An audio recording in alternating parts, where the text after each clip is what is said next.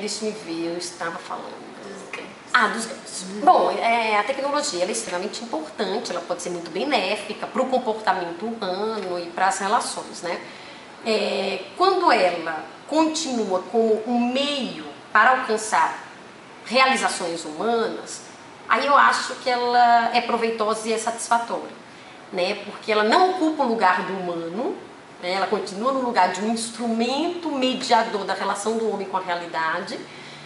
Então, desse modo, ela pode viabilizar várias conquistas humanas, pode favorecer as relações, né? Quando o sujeito ele tem que conversar com alguém que está em outro lugar, então e aí ele usa a internet para conversar com outra pessoa que está em outro lugar, uma pessoa que é importante, com quem ele se relaciona. Então, quer dizer, diminui as distâncias, facilita os contatos, agiliza relações de trabalho, né? Então, nesse sentido, ela é muito bem-vinda.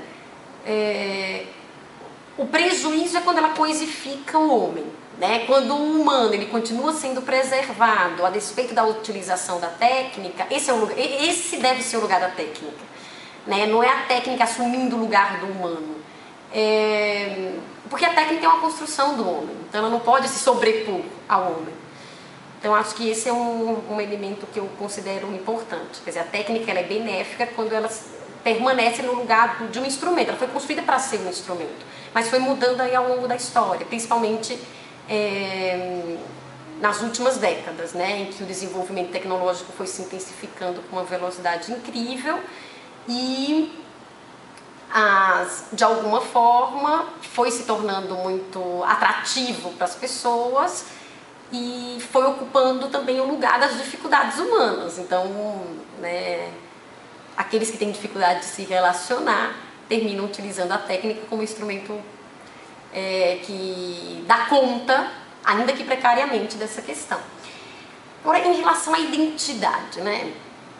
Tem muita coisa sobre identidade, assim, como resumir para vocês. Tem muita discussão, a discussão atual sobre identidade, o Bauman faz uma discussão interessante, porque ele fala de algum modo que, em função das distâncias terem sido diminuídas, que a técnica que favoreceu isso, né, as distâncias entre as nações, entre os estados, entre as cidades, entre os municípios, hoje não são obstáculos para os encontros, né?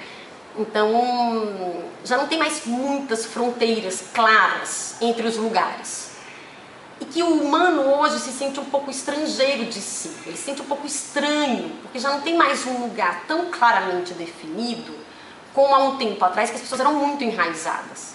Isso não é ruim, mas é só para falar um pouco do cenário. Então tem um maior desenraizamento cultural, né, porque as fronteiras estão mais fluidas, vamos colocar assim. Ele trabalha com o conceito de sociedade líquida, quer dizer, já não tem mais uma sociedade cujos pilares são sólidos e consolidados e as fronteiras já não estão tão claramente delineadas. Então, numa sociedade assim, o que se verifica é que há um deslocamento maior, um deslocamento territorial, geográfico maior, há um desenraizamento dos sujeitos. Você vê fenômenos de imigração muito mais intensos atualmente do que há algumas décadas atrás, porque as pessoas têm uma possibilidade de deslocamento muito maior em função da tecnologia, né, dos meios de comunicação, dos meios de transporte, quer dizer, que se desenvolveram muito. Só que isso gera essa sensação de deslocamento, né? Gera essa sensação de estranhamento, quer dizer, o sujeito se sente um pouco estrangeiro em todo lugar. É quase como se ele não pertencesse a lugar nenhum.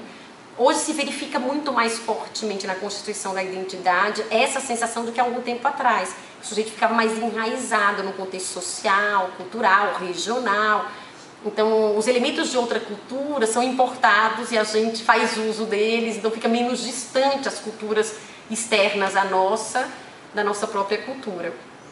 Então, acho que nesse sentido, a gente também vai criando uma identidade que é mais móvel, né, que se modifica com muito mais facilidade, em detrimento do que acontecia há alguns anos atrás, em que as identidades eram mais cristalizadas. Esse fenômeno é mais interessante, porque tem dois aspectos, um positivo e um negativo. As identidades ficam mais plurais, né? Então tem uma multiplicidade maior nesse processo de constituição da identidade. Como a sociedade é mais móvel, é mais fluida, isso gera uma incerteza, gera uma crise, que a gente chama de crise de identidade, porque os parâmetros, os paradigmas não estão tão consolidados como em sociedades mais cristalizadas.